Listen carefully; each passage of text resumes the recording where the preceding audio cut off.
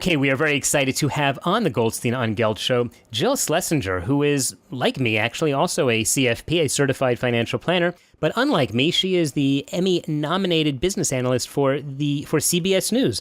Jill, real pleasure to have you. Thanks for having me. It's great to be with you. So not only on CBS, but you've also got a website, you've got a blog, you've got a radio show, a podcast. You are out there sharing information. And one of the nice things about, I guess, the way information is distributed these days is that people all over the world can listen to it. And a big part of the audience that we have here at the Goldstein on Geld show are people who live outside the United States, but they're Americans. In fact, a lot of them are in Israel.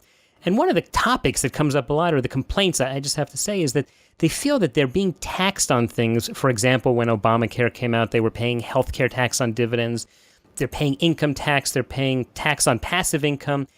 And they have no representation in the United States because there's no such thing as a congressman for U.S. expats, and this is unlike any other country in the world. Is this fair, or should people say, listen, that's just the cost of having a U.S. passport? I hate to weigh in on whether it's fair or not. It's just the system that is. My aunt lives in Sydney, Australia, and she's so funny because she'll say this, well, my taxes are going up. I'm like, well, 40 years later, you can always give up your U.S. citizenship. And she's like, nah, I'm okay with that.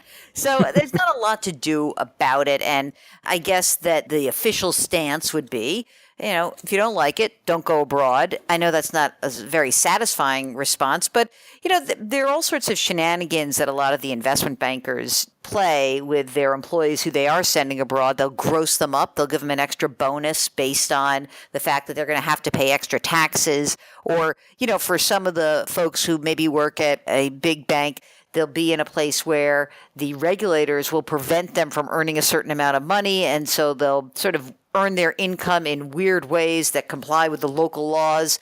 But essentially, if you're going to do it and you are going to move abroad, I guess the number one thing to know is that it is kind of a bummer. You are going to pay more taxes and you're not going to get a lot for that. But, you can wear your flag pin and be proud about, I don't know, what are we good at?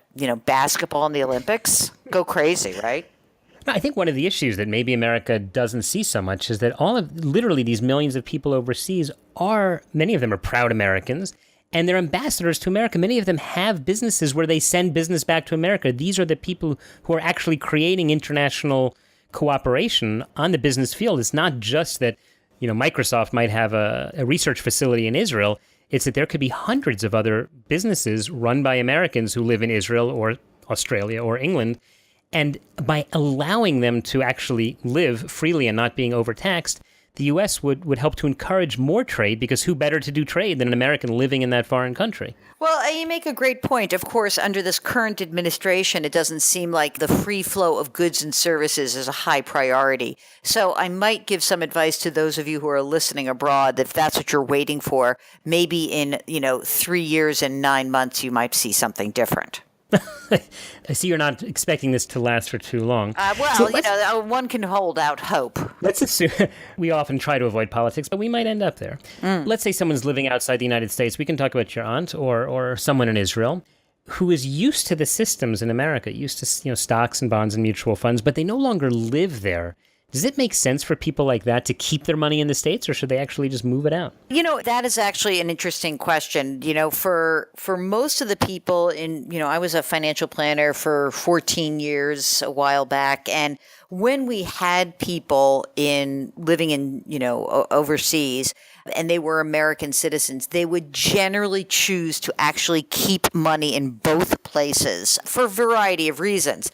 But I think more of it had to do with depending on how you were paid and in which currency you were paid, and whether you were self-employed or employed by a large company, it would drive a lot of that decision. Because, obviously if you work for, a big U.S. conglomerate and you're posted overseas, you're still usually entitled to the U.S. benefits that are available, like the 401k, the retirement savings plan. Whereas, if you contrast that with somebody who says, you know what, I'm an American citizen, I'm going over to live in Tel Aviv because I have this amazing partnership with a biotech company and I'm developing this, that person, I think the big critical decision to make is whether you think you're going to come back to the U.S. enough to use an account there that makes sense, or whether you really see yourself thinking about retirement in one place versus the other. Of course, that gets us into sort of like the larger theme of probably most of what anyone thinks about on a personal finance basis, which is that requires you to think ahead. And a lot of people are uncomfortable there. I don't know where I'm going to be. So, I mean, I like to split the difference and say, then do a little in both. Yeah, I'm a big fan of splitting the difference. We're talking with splitting the difference specialist Jill Schlesinger, who is a financial planner, certified financial planner, spent many years actually helping people hands-on in the field, working with people develop their plans. And now she is a business analyst for CBS News and has her ideas spread broadly over the internet on other shows as well. Jill, we sort of moved into the question of retirement, but I want to focus on retirement for people living outside the United States. The concerns that people have now are that there's going to be another crash in the market. And one of the things that we often say is, why are you concerned about that? That's just normal. Market crashes on a regular basis.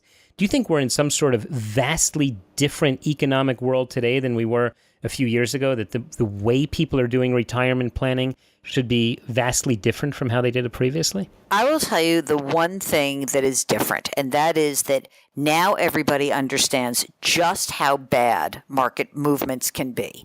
And so I would say with the benefit of having a global recession in 2008 and 2009, people should be smarter about how they look at the future. In other words, you don't look at the future and presume the best case scenario because that's what makes you feel better, or that's what requires you to save the least amount of money every month. You look at the most reasonable outcome that one can suspect. So no, I don't believe that anyone repealed the business cycle. I don't believe that it's different this time. In fact, one of my favorite books about financial crises is a book written right around the financial crisis. It's called This Time is Different. It's by Ken Rogoff. Yeah, Ken Rogoff and Carmen Reinhart.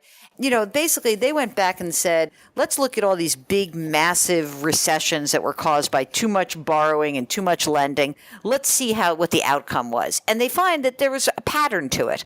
And just like that, I would say that there, as you said, there are patterns to markets. We don't know when those patterns are going to show themselves, when they're going to emerge. But what we do know is that markets go up, markets go down. Over the long term, if you stick to a diversified portfolio and you kind of make sure that you don't do anything dumb to your portfolio or to yourself, and you don't try to mess around with it too much, then you should reach your objectives. But look, I've been doing this a long time. My first job on Wall Street, I was a commodities trader. And commodities run in a very weird kind of cyclical way. And so we ended up talking a lot about the economy and thinking about it. And every single time when someone would say to me, no, this is different, it would always be the same. So I don't think anything's different. But what I do think is that learn valuable lessons of the last decade. And those lessons are when everyone is so excited and so like rah-rah about something, whether it's a housing market, a technology bubble, a biotech bubble, anything like that. That's when you should have a tiny bit of cynicism. And when everybody is singing the blues and says, I remember a client calling me and saying, well, is it possible for the market to go to zero?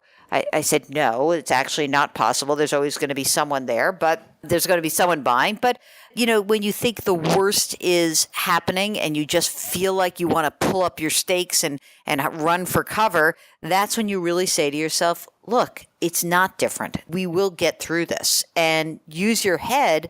And again, let's try to prevent those self-inflicted wounds that often we do all the time. And they could be little things, they could be big things, but the market's going to be the market. Don't you go in there and muck around and try to outguess it. Yeah, well, it's interesting you say that. Also interesting you bring up Ken Rogoff, who was a former guest here, like you, on the Goldstein on Gelt show. In fact, as you may know, he was also a fantastic chess player, a grandmaster. And I showed him at the time, I was writing a book with world chess champion Susan Polgar about how the strategies of chess could be applied to investing. And it was interesting, some of the comparisons he made in terms of the strategies that we were finding in chess, as well as the strategies that he felt people should apply in handling their investments. I think the difficulty, Jill, of what you're saying is it's all shades of gray. Mm-hmm. When you say, when the market's going up, when everyone's loving the market, that's when you should sell. Well, people loved the market at 18,000 and then at 19,000, at 20. If you said, well, I'm going to sell at each of those points, then you missed out on the next 5% move up. So it's difficult to time it. Well, I'm sorry to interrupt, but I'm not suggesting that you sell. I'm suggesting that when the market is going up, then you stick to your game plan. And that could mean that you are doing some sort of automatic rebalancing, or if you don't want it to be automatic, you can do it yourself. I like anything automatic. But if you decided that you wanted to be half risky stuff, half not so risky stuff, that every quarter or every 6 months, you make sure that your allocation is in that half 50-50 kind of portfolio, right? And when the market's roaring higher and all of a sudden you haven't done it in a while and you say, oh, I'm 70% in the risky stuff, 30% in the not so risky stuff, the market's going up. That's fine. I'll just leave it. And the people who do that, the ones who kind of try to trump their already articulated plan, those are the folks who run into trouble. So I am not a market timer. I'm a big believer that again, if you stick to that diversified portfolio and you don't try to outguess the market either on the way up or the way down, just stick to your game plan, you're going to be better off. All right. Sounds like very good advice. Jill, we are just about out of time, but in the last few seconds, just tell me, how can people follow you and follow your work? Oh, I am the shameless plugger extraordinaire. I don't know if you've had anyone who could shamelessly plug in this way. So I have a website. It's called Jill on Money. And I also have a podcast that's called Better Off. But if you go to jillonmoney.com, you can kind of check it out. You can follow me on Twitter at JillOnMoney. And I'm actually, amazingly, on YouTube now. Now, I have nothing to do with this. I have a producer. As you know, producers are just the best thing in the world. A great producer will do everything for you. And so I can't take anything. But if you go to YouTube and you search for Jill Schlesinger, you'll see my radio show's there. My podcast is there. The videos I do for the Certified Financial Planning Board of Standards, they're all there. Everything is there. So that's on YouTube. Jill on Money. That's all you got to remember. And I got to come visit you for real in person. We will look forward to that. And of course, we will put links to all of that at the show notes of today's show at goldsteinongelt.com. And next time, Jill, you're in Israel, stop by. I sure will. Thank you so much for having me. You've been listening to the Goldstein on Gelt Show with money maven Doug Goldstein. Check out all of Doug's money ideas at goldsteinongelt.com. Doug specializes in helping people who live outside the United States handle their U.S. investment accounts. If you have a question that you would like answered on the air or off, contact Doug at his website or send him an email to doug@profile-financial.com.